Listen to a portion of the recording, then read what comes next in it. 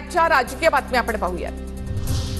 शिवसेनेच्या सुनावणीची तारीख पुन्हा बदलली। शिवसेना पक्ष आणि चिन्हाबाबत 20 ऑगस्टला सुनावणी, आधी 17 सप्टेंबरला सुनावणी होणार होती।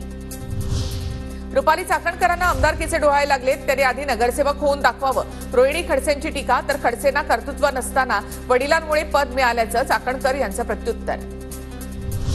संजय शिरसाट यांची मुख्यमंत्र्यांकडे अधिकाऱ्यांच्या विरोधामध्ये तक्रार, मंत्रालयाचे अधिकारी जागेवर हजर राहत नाहीत, पत्र लिहित तक्रार, अधिकारी रखडलेली कामं करण्यास टाळाटाळ करतायत असाही उल्लेख।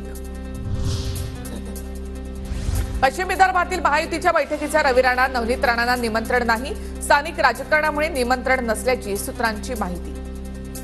20 ऑगस्ट नंतर प्रत्येक मतदारसंघात महायुतीच्या पदाधिकाऱ्यांकडून मेळावे, नंतर मोठी विभागीय सभा, उदय सामंतांची माहिती।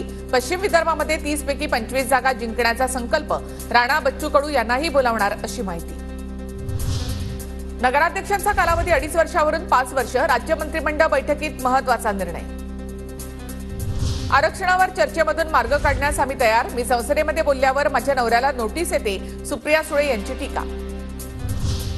नांदेडचे खासदार वसंत चव्हाण यांना श्वास घेण्यास अडचण, अचानक रक्तदाब कमी झाला, उपचारासाठी तात्काळ खासगी रुग्णालयामध्ये दाखल, डॉक्टरांच्या सल्ल्यानुसार एअर अँब्युलन्सनं हैदराबादला नेण्याची तयारी।